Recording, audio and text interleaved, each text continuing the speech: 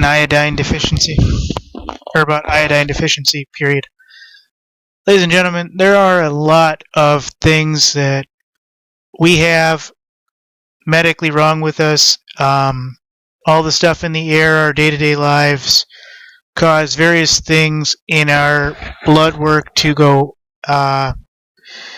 bad, and everything from microwaves to cell phones basically takes the nutrients from our blood and from our environment.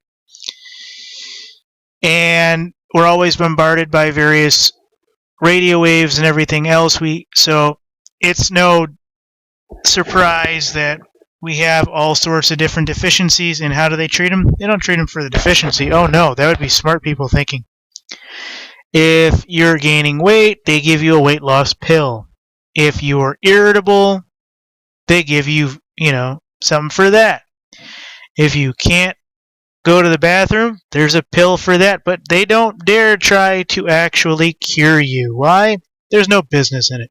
Oh, you have an iodine deficiency. Here, take 2 of these. Oh, and turn off your cell phone, or, find a place away from that spruce tree, or, whatever would actually cure it, I don't even know what would actually cause a iodine deficiency other than actual iodine deficiency. So what I'm going to do is go into this. I've read into this a little bit. There has been some Alex Jones talk about this, and he has a good product, and I've been meaning to order it because I think certain things he has in his products are good, and certain things are not. This is supposed to be one of those that is like 100% what you should be taking regardless, and it helps fight all the day-to-day toxins we have to come in contact with and everything else. So what I'm going to do is I'm going to go into the Disclose.tv article real quick, and basically if you have fatigue, pain, weight gain, chances are, folks, you probably do have an iodine deficiency, and this is an old epidemic which is actually circling again. It's really weird. If you look at how the politics, how the medicine, and everything else kind of circumvent one another. I believe an iodine deficiency was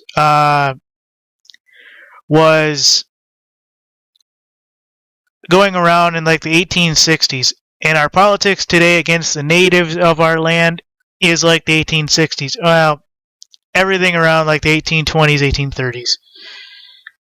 And basically, this is because you're missing an iodized salt. And you don't get this because basically all of our major foods have all of this stuff cooked out of it for one reason or another. And they say that this is actually affecting the Great Lakes region, which is kind of where I live. So I did have a couple localized pains.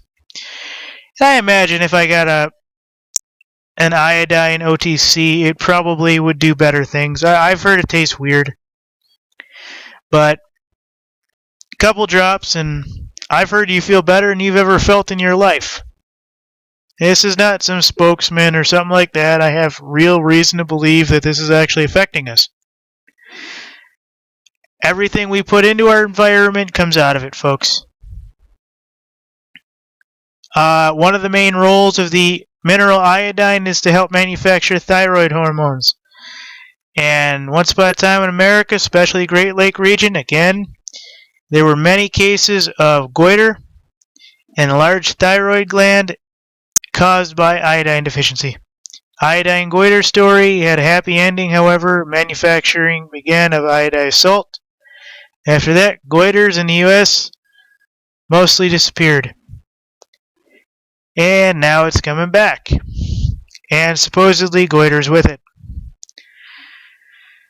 I'm not going to go into all of this, folks. There's a lot here, but basically, in the U.S., there's a process of chemical cousin of iodine bromide, potassium bromide, which helps make flour doughier, rise higher, and gives a loaf better appearance.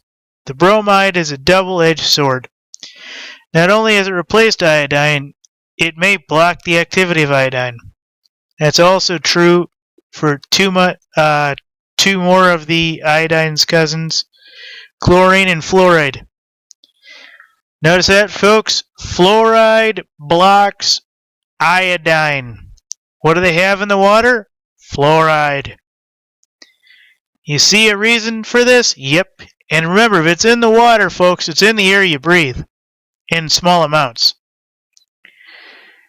And both chlorine and fluorine are common in drinking water.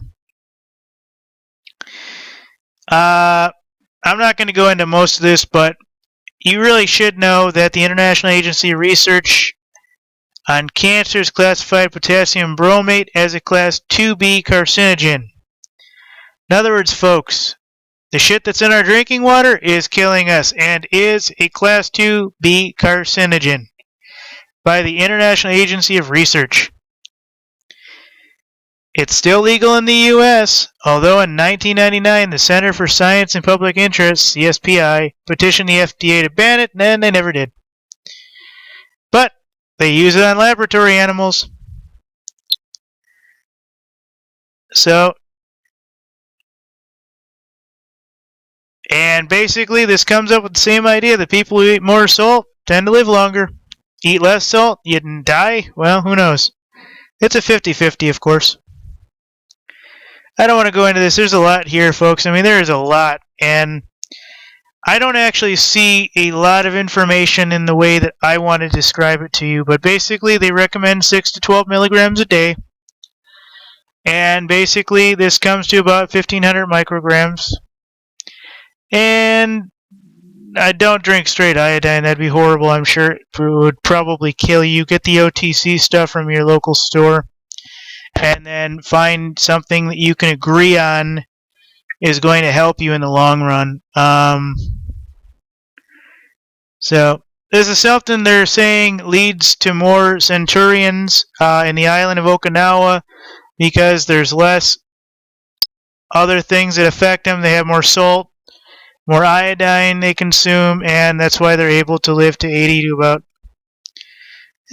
80. I think it's actually about 110 is the life expectancy in Okinawa. I had a sensei when I was little. He basically spent his last year or two in Okinawa, and I have yet to go see his grave.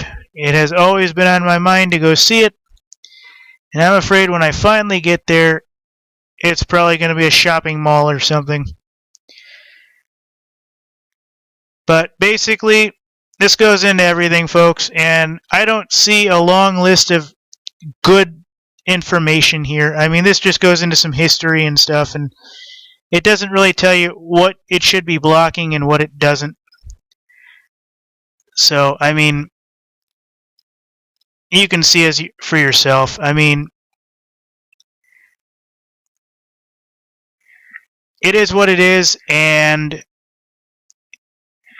you know, folks, these key ingredients, whether it's iodine, whether it's I want to say mercury, there's another key elemental thing that's supposed to be very good for you, and I can't think of it at the moment. I know it's iron. Iron's supposed to be good for you. That helps regulate all your digestive problems and everything else, and helps with your blood and various other things. So really, all your heavy elements in one form or another that are good for you should probably be taken. I don't really trust the multivitamins much.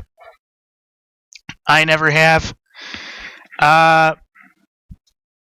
main reason is just because it's under a manufactured process.